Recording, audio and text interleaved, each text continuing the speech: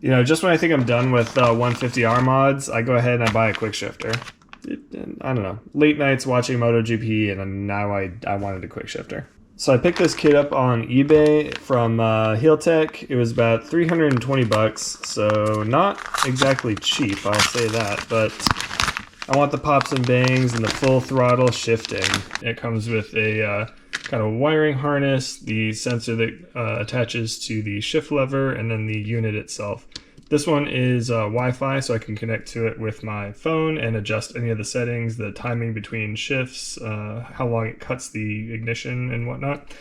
And then all of this is kind of supporting. So I went and I got a switch, nice little light up LED switch to let me know that the power's on to it. And I 3D printed a collar so that this fits in the triple clamps.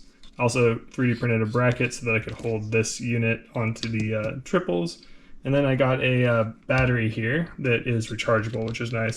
Heeltech says you can just throw a 9-volt battery on this and that'll function properly, but I just didn't want to mess with that. I'm going to put something together that's a little bit more of a permanent solution. So to start off, I think I'm going to install the battery and the QuickShifter unit. That way I have like an idea of where the lines need to run. I have just some Velcro on the back of this, and I'm going to stick it in the airbox. I don't think the reduction in volume is going to be that significant. If the performance is worse, I will move this somewhere else.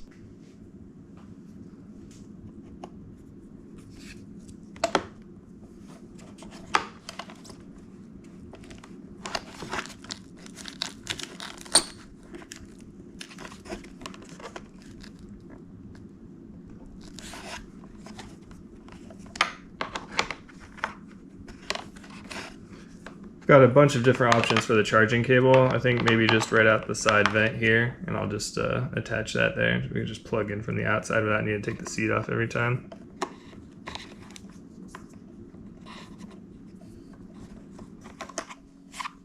Just gonna get this temporarily mounted up here. I'm gonna have to pull the bolt out when I need to put the number plate back on, but that is later. So this holds onto the triple and just kind of keeps the unit from moving. And once this is tightened up with the number plate, it should hold it super securely. Next up, I'm going to feed all my lines from my switch down the stem here. And I'll leave a link in the description for anything that I used, as well as provide a link to all of the STL files that I use for 3D printing. Some of them will be a little bit specific to my bike because I have like tag handlebar clamps and whatnot, but if you need them and you want to modify them, be my guest. So I will have to pull the bars off temporarily to seat this in there just because the switch is so long, but that should sit nice and flush right there. And while I'm right here, I can hook up our wiring harness.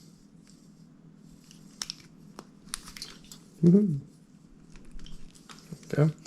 Gonna have to find somewhere to tuck this. It's pretty lengthy. I'm guessing it's kind of generic for like a larger sport bike instead of CRF150R here. In the spirit of keeping the bike a little bit more serviceable, I made like a little mid harness here for the neutral, and this will just kind of connect to, I think there's 3 different points it connects to: the switch, the CDI, and then the QuickShifter unit itself. So this splits into 3, and I can route this nicely through here. If I need to take the bike apart, I can disconnect from here or here, and that way I can get the rear subframe up without, you know, messing with wires and pinching them all up. All right, I'm going to tap this green wire here, which should give us a better signal for the app apparently if we run this to a one of our negative lines.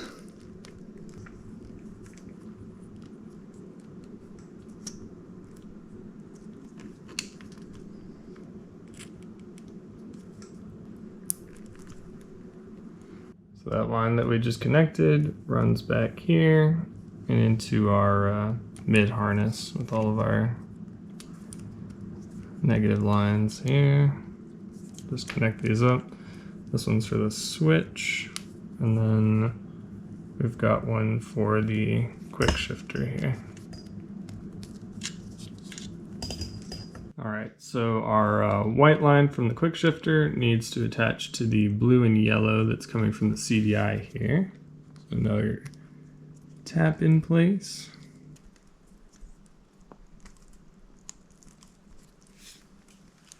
And then our green wire connects to the black and white from the kill switch here.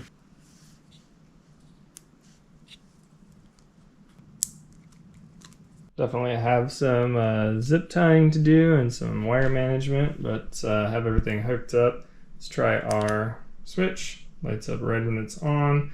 And to tell if the unit is powered, there's a little light underneath, and that is currently red. I believe that's because it's not receiving a signal from the shifter or that the bike is currently running.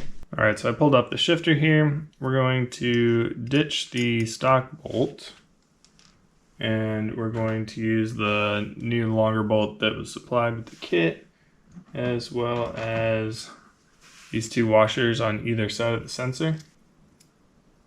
Washer, sensor,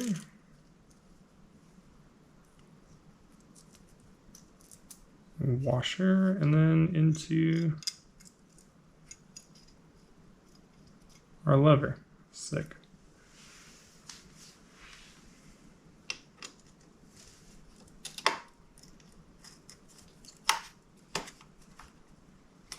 Now the line is currently facing down. This is going to be the next trickiest part, is to get this routed up to our QuickShifter unit. And I think what I'm going to do is I'm going to go up this way and probably skirt between the case and the chain, and then run it up over the intake and over to the CDI.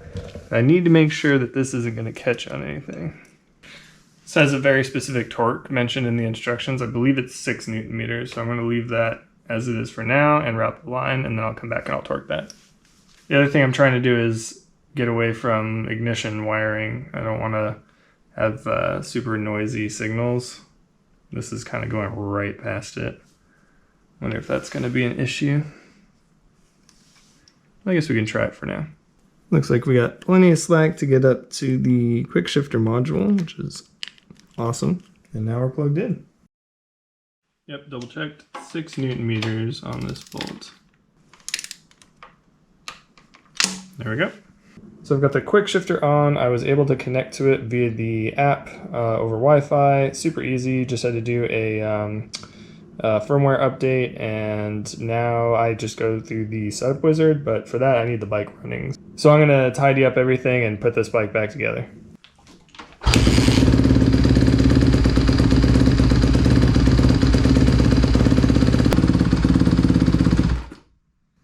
Oh, that's cool.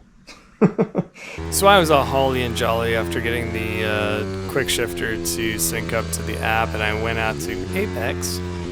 And I had kind of a bad time. The QuickShifter was cutting out at random intervals. It was really unpredictable.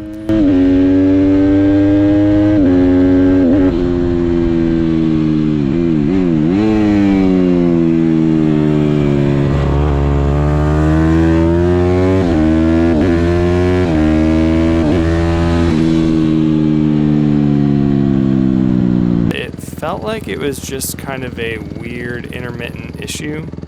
Unfortunately, my day was cut short by my decompression arm cutting through my valve cover and then ending my day. But we had some good data that we could head back to the garage with and make some modifications. So since the initial outing was pretty terrible with the QuickShifter, I did a few things. I went ahead and I rerouted the shift signal wire to go up in front of the engine here, so it's not passing by the ignition wires.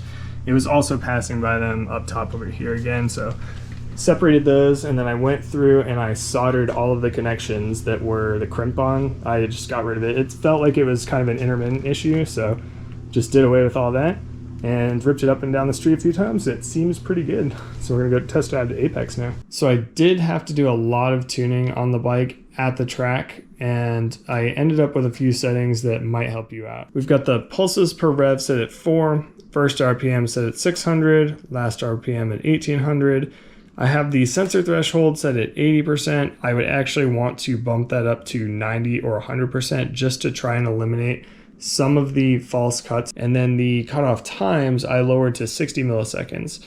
If you go below 60 milliseconds, at least for me, I was running into issues where I couldn't get the bike to shift. It would not shift under load. So 60 milliseconds was the bottom of that there. And everything else set to default. If I come up with some new settings that help me out a little bit more, I will definitely update you. So with that, I'll leave you with my last session at Apex. This was a really fun day despite it being like over 100 degrees. There were a lot of good riders out there, had a lot of fun. If you listen closely, you can hear the unintentional cuts that are happening as I'm going in towards the pits. It only happens at like one very specific location on the track now, so I think if I up the threshold for the shifting, then I think that we could eliminate that. And as soon as that's done, I think this will be a great addition, but I'm still a little on the fence with the amount of work that went into this, the testing, and then the price itself. But as we move forward, I'll definitely reevaluate and see if it is something that has helped me or if it's something that's just kind of a nice to have. All right, enjoy the last session at Apex here, and I'll see you in the next one.